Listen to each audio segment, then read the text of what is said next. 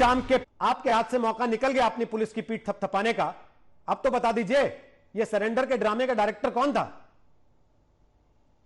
देखिए रोहित, सबसे पहले तो हमारी प्राथमिकता आदरणीय योगी जी ने साफ किया था, उत्तर प्रदेश सरकार की प्राथमिकता थी कि इस अपराधी को पकड़ा जाए और इसके साथ जो लोग भी हैं उनको बख्शा नहीं जाएगा। ये हमारी प्राथमिकता है। जो भी इसके अपराध में शामिल लोग हैं, हमने इसको पकड़ा।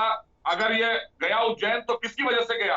उत्तर प्रदेश पुलिस की जो तेजी थी, जैसे हमने 5 और दुर्दांत अपराधियों को एनकाउंटर में मार गिराया हमारी पुलिस ने, वो इसके साथी थे और साथियों की तलाश में लगातार पुलिस अलग अलग टीमें काम कर रही हैं और इसको भी भागकर कहां कहां जाना पड़ा, ये उसका बिल्कुल परचाय है कि इसका भागना इस बात का सबूत है कि उत्तर प्रदेश पुलिस सक्रिय थी और ये अपने आप को कहीं ना कहीं अपने षड्यंत्र के तहत और अपराधी शातिर था, इसलिए अपने को बचाने के लिए ये हर प्रयास कर रहा था।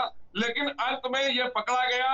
हम उज्जैन पुलिस ने पकड़ा, चाहे उत्तर प्रदेश पुलिस ने पकड़ा, हमारी प्राथमिकता थी। हमने और राज्यों की पुलिस को भी आगाह कर दिया था, अलर्ट कर दिया था कि इस तरह का अपराधी है, आपके यहां भी आ सकता है। तो ये हमारी पुलिस और उनकी पुलिस का मिला हुआ कहीं ना कहीं काम है। हमने पकड़ लिया है, उससे और तमाम बहुत चीजें। बढ़िया मोहसिन रजा साहब, तो फिर तो आपको आज अपनी बात शुरू करनी चाहिए थी यूपी पुलिस को बधाई देकर, अपने अधिकारियों की पीठ थपथपाकर कि देखिए उन्होंने क्या कमाल कर दिया, 6 दिन के भीतर पकड़ा गया। भले यूपी की सीमाओं क्रॉस करके निकल गया हो, भले आपको पता नहीं लगा कि कहां पहुंच गया, वो कब पहुंच गया, खाना नहीं खा गया बीकानेर स्वीट हाउस में बैठ के फरीदाबाद में। सर ये ठीक नहीं होगा। मैं मानता हूं कि कुछ लोग गलत हो सकते हैं, लेकिन पूरे पुलिस सिस्टम पर सवाल उठाना विपक्ष का या हम लोगों का या आम लोगों का ये ठीक नहीं है।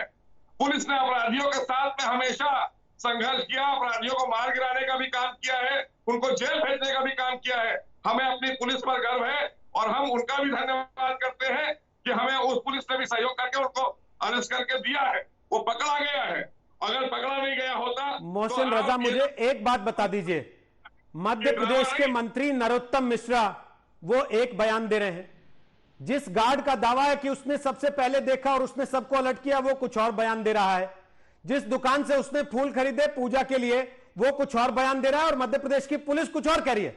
किसको सच मानना है? आप बता दीजिए तय करके कि किसकी बात सही है, किसकी गलत, किसको मानना है? देखिए, मेरा साफ तौर पर मानना है कि उज्जैन में मध्य प्रदेश पुलिस ने उसको अरेस्ट किया है और वो अगर उज्जैन भाग कर गया था तो उत्तर प्रदेश पुलिस का भय नहीं होता, तो वो उत्तर प्रदेश में ही रुकता। उसे पता था कि उत्तर प्रदेश की पुलिस हमें बहुत बुरी तरीके से ढूंढ रही है, हर गली कूचे में ढूंढ रही है। ठीक है, बाकी चीजें जांच में सामने आएंगी। अब हमने पकड़ लिया है तो अब विपक्ष को तो मानना चाहिए।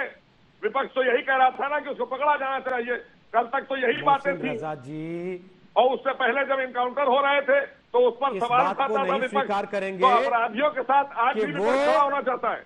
एनकाउंटर से डरा हुआ था, उसने जहां चाहा जैसे चाहा वहां वो वैसे पकड़ा गया। आप उसका एनकाउंटर अब नहीं कर पाएंगे, अब आपको अदालत में उसे पेश करना होगा। अरे अदालत वो तय कर पाया, अदालत के ही तहत उसने डिसाइड किया कि कहां कैसे किस तरीके से पकड़ा जाना है उसे, आपकी पुलिस ने नहीं।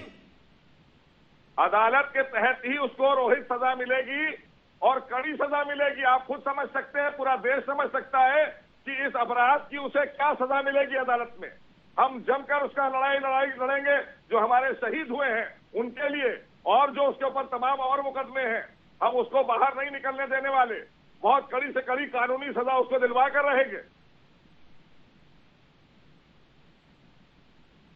सर, इस बात को आप स्वीकार नहीं करेंगे कि वो जैसे चाहता था वैसे वो पकड़ा गया, जहां उसने चाहा वहां वो पकड़ा गया, कैमरे वहां पर मौजूद थे, वीडियो उसका बाकायदे सबके सामने आया। जो आदमी 6 दिन से इतने बड़े राज्य की इतनी तेज तर्रार पुलिस को छका रहा हो, वो वहां खड़े होकर कह रहा है मैं विकास दुबे हूं कानपुर वाला, मैं विकास दुबे हूं कानपुर वाला।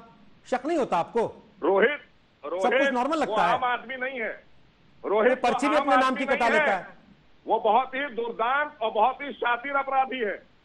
वो बहुत ही दुर्दांत और बहुत ही शातिर अपराधी है, इसलिए वो इस तरह से अपने को बचाने का प्रयास कर रहा था। अंततः वो पुलिस के पास आ गया, पुलिस ने पकड़ लिया है और अब पुलिस ने पकड़कर जिस तरह से हम कार्रवाई करेंगे, हम दिखाएंगे, हम इंसाफ दिलाएंगे उन परिवारों को जिनके साथ उसने अपराध किया है। प्रदेश की जनता को एक भी अपराधी हम बख्शने का काम नहीं करेंगे। हमारी सरकार ने जब जब हमारे यहाँ भारतीय जनता पार्टी की सरकार आई है, मोहसिन रजा जी, हमने अपराधियों को खात्मा इतनी करने का काम किया नाकेबंदी, है प्रदेश में, इतनी और चौकसी, भयमुक्त समाज दिया है। इसके और ये सब बावजूद जानते हैं, आप परसेप्शन जब आप ले ये लीजिए, कह रहे हैं पब्लिक से कि आपने परसेप्शन आसपास ले के लीजिए। सारे राज्यों की पुलिस को अलर्ट कर रखा था सर,